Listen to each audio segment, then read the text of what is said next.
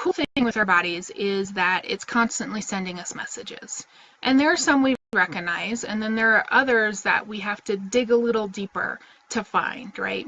So we recognize hunger, we recognize thirst, pain, the need to find a bathroom. And the cool thing about the body's messages is that they're neutral. It's just information. It's the I've stubbed my toe and the brain sends the signal and we say ouch. It's just information. It's not right or wrong, just information, neutral information the body's trying to tell us. So how do we get to the point where we listen to our bodies better, we listen to our bodies more? The first step is to be open to listening, being open to acknowledge the thoughts, the feelings, the situations, possible triggers, and realize that, we can learn from those situations, those triggers, those feelings on how to be better in the future, be better next week. And it comes down to you're at your work, it's the afternoon and you've had this terrible energy slump. So you can be open and look at it. I have my energy's low. I don't know what's wrong with me. You can look at, the food you ate prior. You can look at, have you drank your water for the day? You can look at how much sleep you got the night before. You can look at, did you do your workout if you're a morning workout person? All of these things can tie into an energy slump, right? So we have to be open and listen and acknowledge those situations and finding out possible triggers for, say, that low energy slump. The next thing to do is to be kind to yourself. I know I've mentioned this a few times now, but it's ever so important when we're listening to our bodies to be kind. We're eating mindfully, we're changing our eating habits, and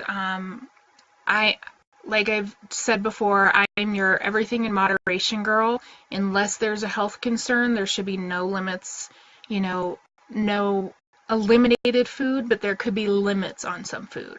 So along those lines of being kind to yourself with your eating habits, it's also being aware and listening and acknowledging, like, maybe that's not the best breakfast to have because I've had it for a couple days in a row, or I had it this morning and I did it last week and both days I had an energy slump. Or I'm a little foggy, I'm out of focus, and I had the same meal, I had the same situation last week. In terms of your workouts and being active, and we really want to be realistic with those goals. Like, you're not going to start running tonight and run a marathon this weekend, are you? So we want to be realistic. We want to, be open and honest and acknowledge some limitations. So for me, when I'm working out and the workout calls for burpees, I know that I cannot go as fast as the people on the workout or in class. Because if I go too fast, my back tends to sway instead of staying straight and, having that good form. So I have to either do a modified version of a burpee or just go slower than the class or the workout, streaming workout that I do. So be kind to yourself, know those things about you, acknowledge those things. They're not, like I said, it's just a message. It's not good or bad, not right or wrong. The last part, I guess it's part C of being kind to yourself, is knowing when to take a break, knowing when you need that recharge and, decompress for yourself. And whether it's 10 minutes, 15 minutes, maybe it's, an extra half hour on Saturday or Sunday morning, or, that nice hot bath a couple times a week that allows you to recharge you. The last step I have for you is to journal. This one, personally, I I'm still developing this habit, but I do like this habit. And I'm calling it a habit because I'm doing it weekly. And it's writing everything down, just getting everything out of our head, dumping our brain onto paper. And I've taken other trainings where they talk about brain dumping, particularly for goals and things of that nature. But it's also a really good way to understand our bodies more, understand our emotions, understand situations.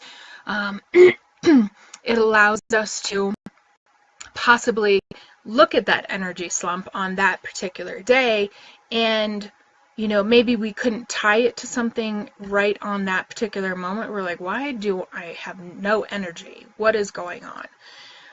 But at the end of the week, or at the end of that night, that day, the morning, whatever it is for you, when you start writing things down, you can then tie it back to, oh, you know what? I use an app to track my food, so I can go back and say, okay, well, I had this certain type of breakfast. I had the same low energy slump last week. Let me look at what I ate. Did I get enough sleep? Did I work out, not work out? Whatever those, situations are, triggers are, you can then tie them together and know, like, okay, maybe that's not the best breakfast. Or, okay, I know I need to do this better. I need to maybe go to bed 15, 20 minutes earlier, or I know I need to be sure to work out in the morning. Whatever that situation, that circle of life for that situation is, you now know how to combat that in the future, how to not have an energy slump, or at least combat one part of it. It could be a couple different things causing that, but you now have the tool to figure that out and actually listen to your body. So those are my tips. Be open to listening, acknowledging those situations and triggers, being kind to yourself, being realistic with your goals, and then just writing it all down, dumping it all out on paper. Like I said, it's a habit that I've developed, and I've read a few things where people recommend journaling every night or every morning. And I think it becomes a habit when you find the time that you can do that. And the writing down part of it for me has been the most successful in learning to listen, learning to acknowledge different things that are going on with my body, and how the foods could be reacting and how a workout could be reacting, either hours later or the next day, and just kind of tying that all together and bringing that circle into a full circle instead of like a half moon. So I hope these tips helped. If you've got any that you have rocked out and you love to do, I'd love to hear from. Comment below, and we'll talk